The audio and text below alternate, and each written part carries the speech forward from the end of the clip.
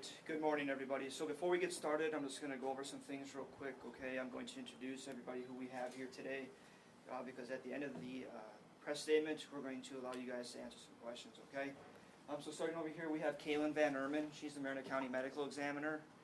We have Menominee County Sheriff Darren Kudwa, Marinette County Sheriff Randy Miller, myself as Public Information Officer Brad Bile with the Marinette Police Department, City of Marinette Police Chief John Lacombe, Marinette County District Attorney Deshae Morrow, and the Menominee Police Chief Justin Hofer. Their contact information, everything is on this handout over here. If you guys don't have it, there's one over there.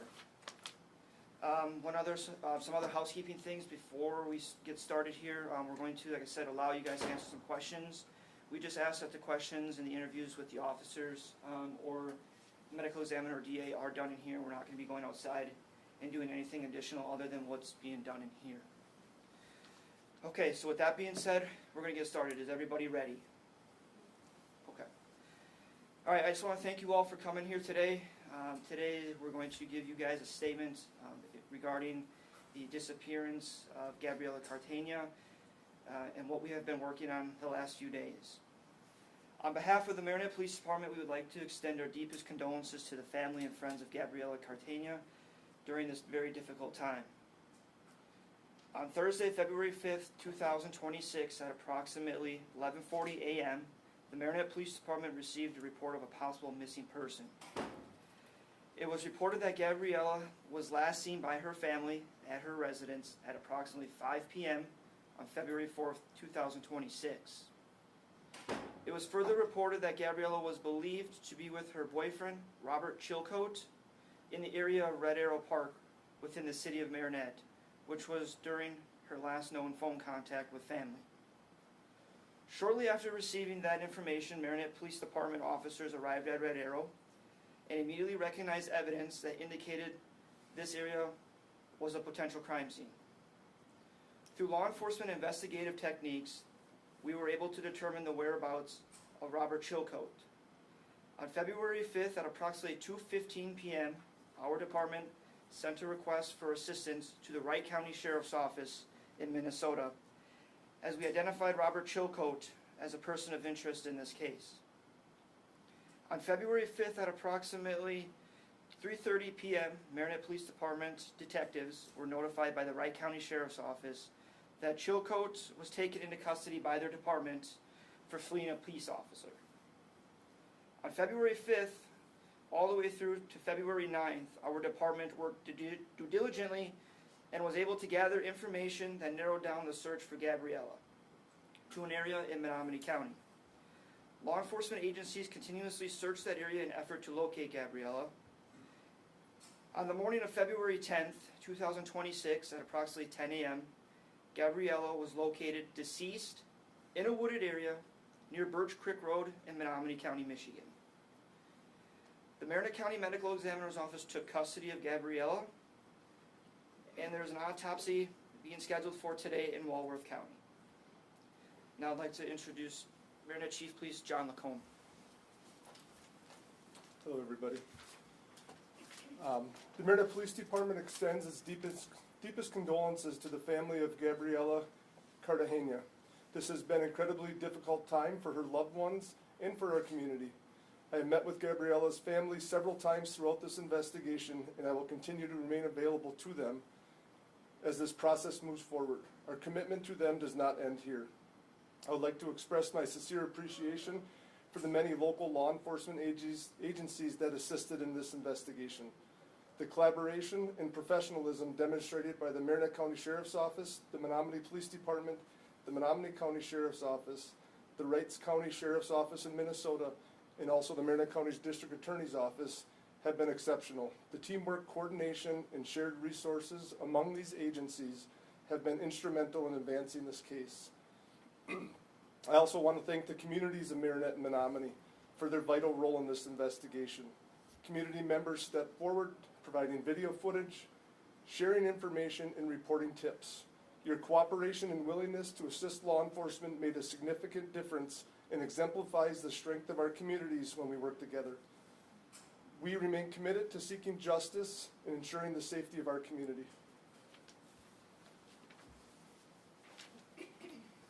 Okay, now with that being said, we're going to open it up to questions. If you guys could just pick the person you would like to ask a question to, and then they can step up. Emily, I'll start with you. Yeah, I guess, Chief, could you talk a little bit about what was found in Red Arrow Park that made you? Sure. Upon our arrival, obviously, as weather goes, there was snow the night before, so we had that time lag between the original call where we put her there and then the time we were actually notified of her possibly missing. So there was some snow covered. While looking around the scene, we found some signs of possible blood and other disturbances in the area, which led us to believe that this was a scene we need to focus on from the start. There was some, a call that she had made a call, and the last thing someone had heard was, "Please don't shoot me." Correct, she was speaking with her mother, I believe. And that was on the night of The Wednesday? 4th. the 4th. What time was that call?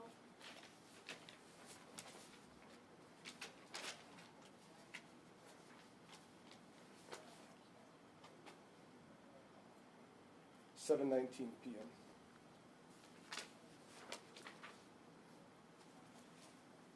This is for the DA, that he obviously was arrested in Minnesota. What's the status here with the case in Wisconsin with charges? I guess he's been extradited back here. Can you step up to the mic? So we are waiting on the autopsy results, and so once those are completed, those would be reviewed for possible charges. And yes, there is, as you mentioned, the extradition procedure that would be enacted. I've been in contact with the authorities in Minnesota. They've been extremely cooperative, and so there's some paperwork that has to be completed and filled out and sent through the governor's offices of both states. They have, a procedure, like I said, for that, and so that's already being looked at. But he's still in Minnesota at Correct. this point. Correct. I'm not sure if this is for Chief Lacombe or someone else, but why was Chilcote, well, first of all, was he from Marinette or Menominee? And why was he headed to Minnesota? He was from the Marinette area. That's where he was living currently. We don't have the answers why he was heading to Minnesota. We did not locate any, through our follow-up, we did not locate any information that showed any ties to the Minnesota area. Did he give any indication of, excuse me, how did the agencies work together to determine he was in Minnesota? What kind of technology did he use? Well, there's, obviously we had the vehicle plate number and the color of that, so that information was sent out statewide, and then also there was some cell tower information used for some cell phones that may have been in the vehicle or with him to narrow down the area where he's at. How about, how did you determine that the body was in Birch Creek Road area? Well, that was a lot of boots on the ground kind of work. We were able to locate video from the area of leaving Red Arrow Park to Birch Street Boat Launch to put him out to the Ogden Street, and then some other residential and business cameras put him into Menominee, at which point the Menominee law enforcement started working their businesses and the residences. We were able to track the fact that he went northbound out of Menominee City and returned back in approximately 20-some minutes were his travel north of Menominee City back into Menominee City. There was a 20-minute time frame, and we lined that up with some cell tower information, and that really narrowed down our search area, and we went from there. Do you think she was deceased in Red Arrow Park, and for lack of a better term, just dumped in Michigan? We believe the main incident occurred in the Red Arrow Park, correct.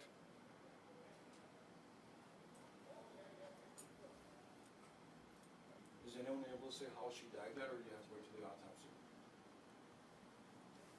As of right now, the autopsy is still yet today, and we have not received those findings, so we have to wait for that before we can give it to the Shay. You know how long Robert and Gabriella were in a relationship for? And if there have been previous calls or reports regarding domestic violence or anything like that? There was no reports involving the two of them with any type of disturbances. And then the specific time frame as to how long they were in a relationship, that we do not know at this time. Is there any idea of a motive behind the killing? Not at this time, no. When you were referring to Chilcote as the suspect or person of interest, I mean, do you think anybody else was involved? He was the last person that we know to be with her and was with her when the phone call took place. And there may have been some conversations with our other family members after the time of the incident where it was confirmed that he was with her, So he with no spoke, mention of anybody else with them.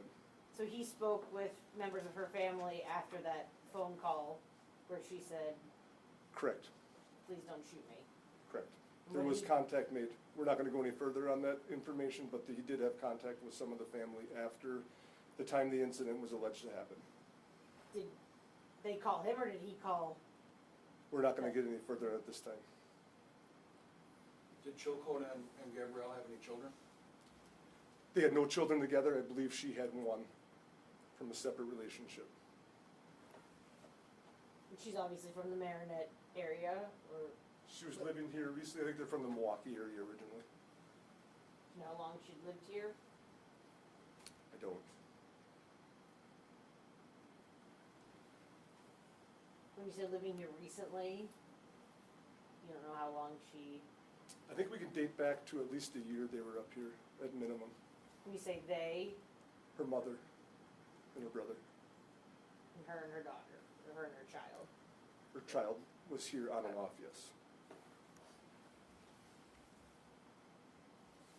I believe I read online that he had a loaded rifle in his vehicle. Do you know if he was taken without, was there any force or any kind of retaliation by him? There was no force or retaliation from him at the time. At the end of the pursuit, he was removed from the vehicle with no other incident taking place there. There was weapons found in the vehicle. I don't know if those were the weapon used in this incident or not. I'm just letting you know there was several firearms located in his vehicle at the time of his arrest in Minnesota.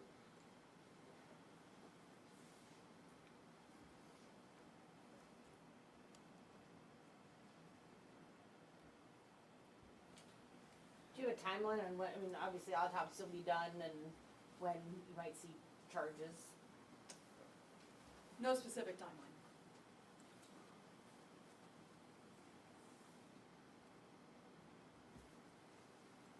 All right, does anybody else have any additional questions they'd like to ask?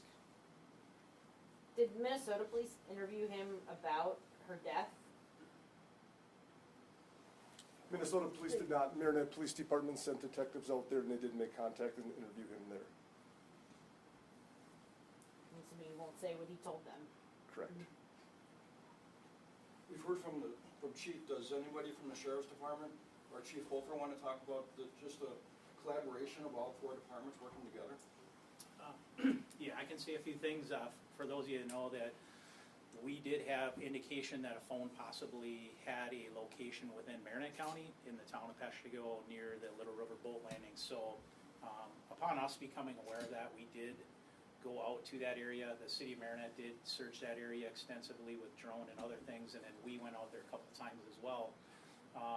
And then also locations out there. But we worked together with the chief of Menominee, and the sheriff of Menominee County pretty extensively. Very proud of the work that our detectives did in this case. When things will come out, you'll see there was quite a bit of extensive work that was done, and very proud of that collaboration. Not only just from their people, but from these leaders that you see here. We were side by side going through a lot of thick areas, and a lot of days that were spent on this. So.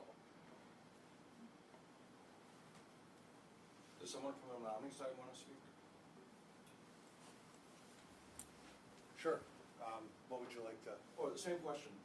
Just a collaboration and what you guys working together as one? Yeah, it was essential. I mean, the work that Marinette City put in, Marinette County put in, Menominee City, everybody getting together, working together was outstanding. And my career here has always been that way. No matter what cases we get, everybody always works well together. And without all those resources, stuff like this would be very difficult to do on your own. So having everybody come together and work together is definitely benefits everybody in the area. Just to clarify, without the collaboration of all the departments working together and the resources pooling, we wouldn't be where we're at today to have some closure on this case. I mean, it was pretty much 24/7 by members of each agency whether they're out searching or planning for the next day or following up on tips or getting camera footage. It was just 24/7 since the time of the first call until we recovered her. You know, now we're busy doing the other stuff to tie up all the loose ends so we can get to her for the criminal complaint. So very pivotal and instrumental in this whole case was not just the law enforcement, but the communities were phenomenal. I mean, the support that they gave us, from dropping off food at the police departments to checking on us when we're searching, to calling their friends who they know lives in a possible area to see if their camera's working, and calling us with video footage. Like, the community was amazing throughout this.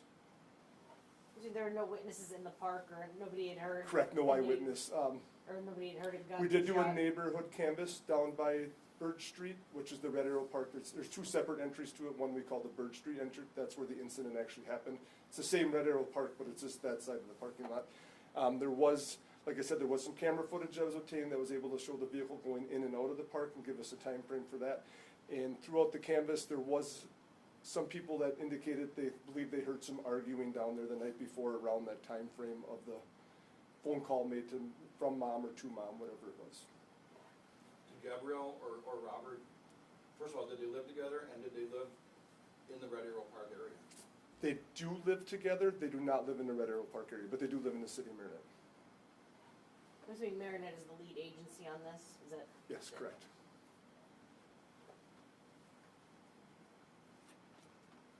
And just to clarify, is there no timeline on when charges will be brought in, when an autopsy will be complete, or just no timeline on when charges may be brought?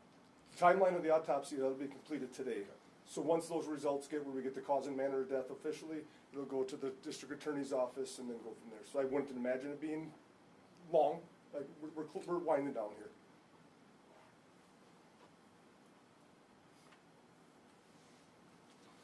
All right, so is there any additional questions?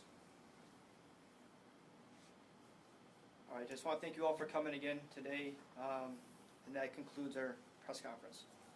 Thank you.